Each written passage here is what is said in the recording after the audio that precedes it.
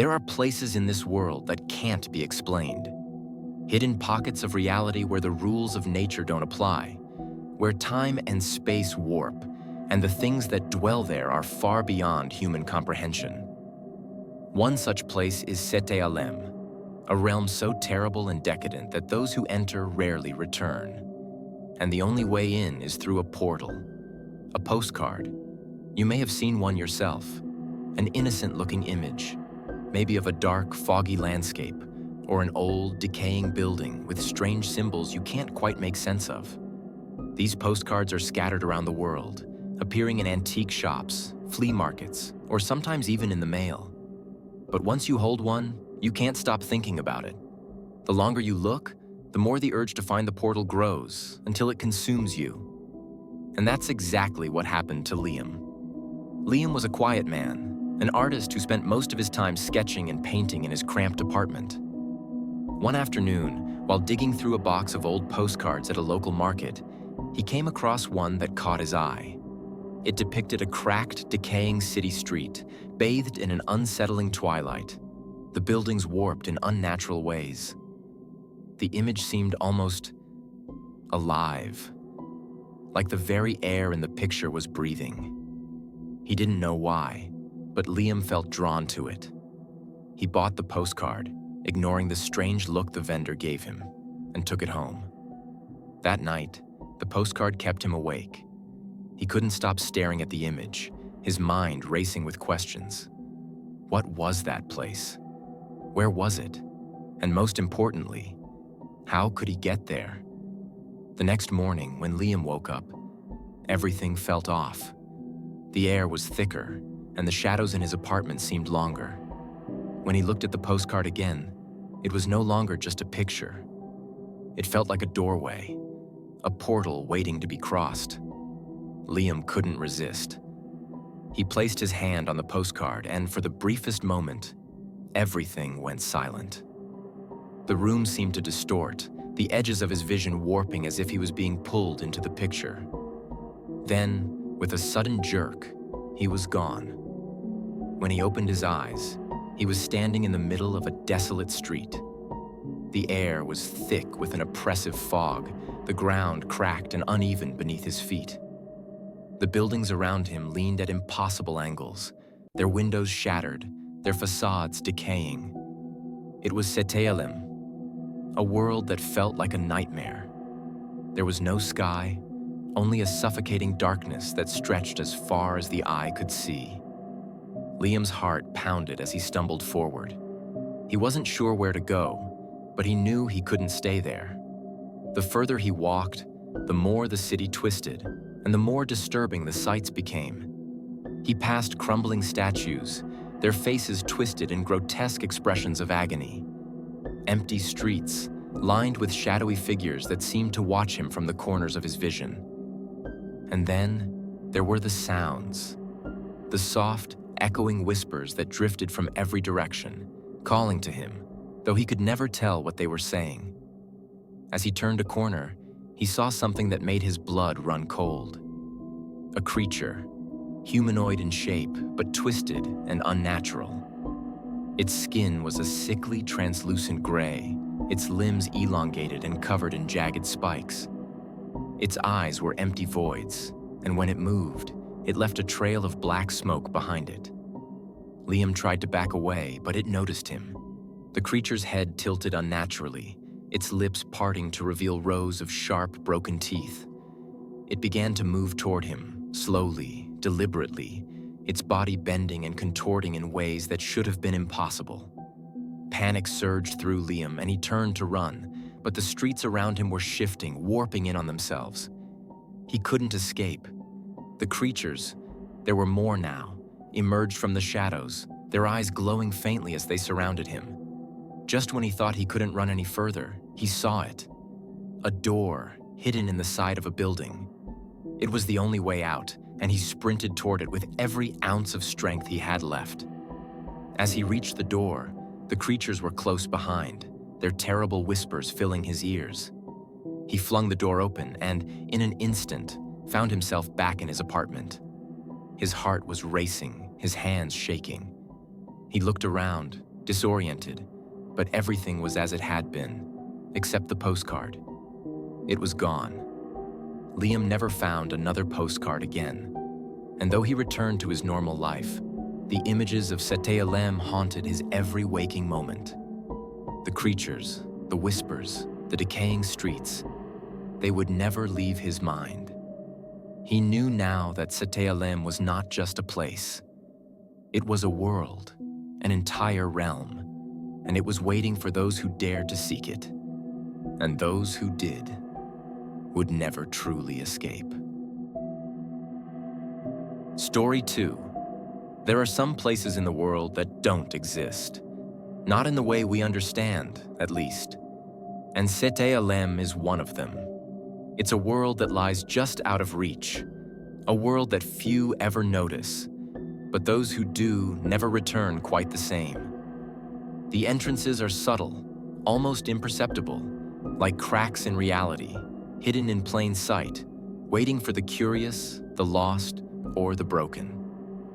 The portals are not always doors, but often letters, sealed messages from a realm that should never be opened. The first letter arrived on Oliver's doorstep a month ago, sealed with dark red wax. The envelope had no return address, no stamps, nothing that indicated where it came from. The handwriting was elegant, yet strange, the letters twisted in a way that seemed unnatural, as though they were being formed by someone who knew the meaning of each stroke far too well. For the seeker who is not afraid to know what lies beyond. At first, Oliver thought it was a prank. He had been through a rough patch, lost his job, his relationship had ended, and was no stranger to the occasional mysterious letter meant to toy with him. But this one felt different. The moment he touched it, the air around him seemed to grow colder, as though a shift had occurred in the world around him. With a sense of unease, he opened the letter. What you are looking for is closer than you think. Follow the path. The words didn't make sense. What path? What was he looking for? But as he read the letter again, he noticed something. A subtle shift in the texture of the paper, like it was not paper at all, but something far more ancient, something that had been waiting for him. The next night, he found another letter. This one was more cryptic than the first, the words inscribed with a hurried, frantic energy. It felt almost as though the letter had been written in haste, or perhaps desperation. The door will open when you are ready, but it does not wait for the unprepared. Don't go unless you understand that some truths cannot be undone. Oliver couldn't ignore it. Something in him, something deep and unsettling, urged him to follow. He searched his apartment, his heart racing, knowing that if he didn't follow the instructions, he would never know the truth. That was the pull of Setealém, a call that no one could resist. And so, Oliver did as the letters instructed.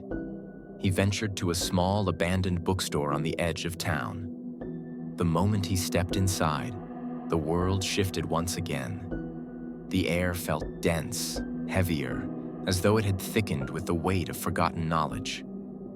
The shop was empty, but in the back corner, a door stood. It was unlike any door he'd ever seen. It was ancient, covered in strange symbols and markings, the wood warped and cracked.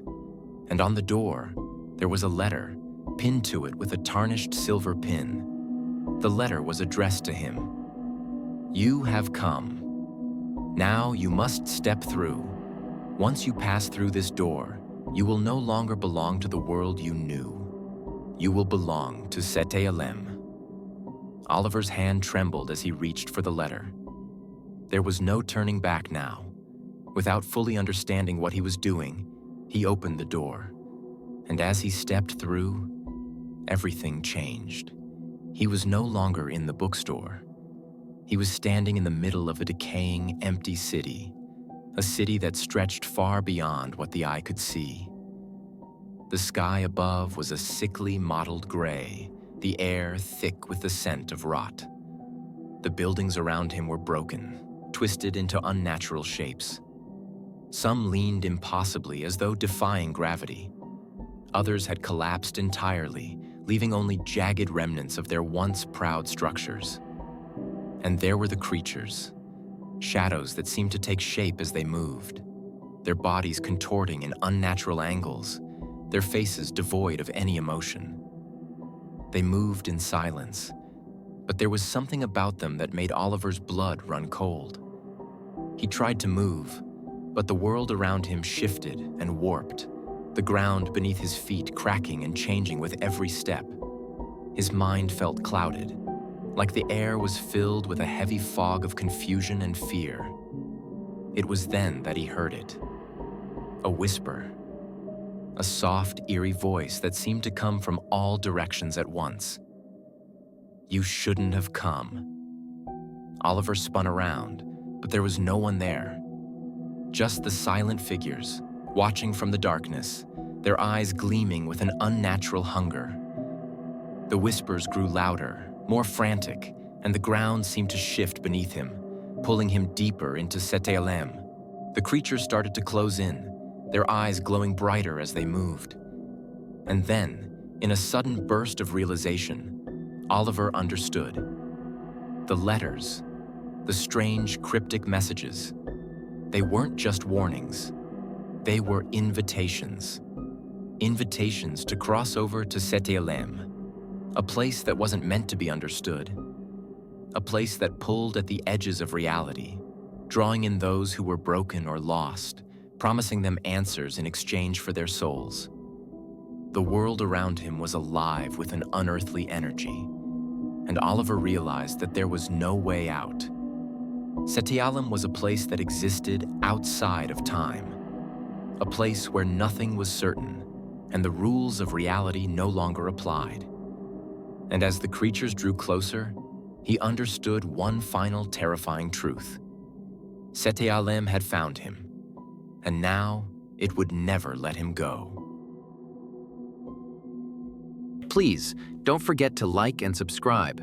And remember, the darkness is always surrounding us, just waiting for a chance. Thanks for watched.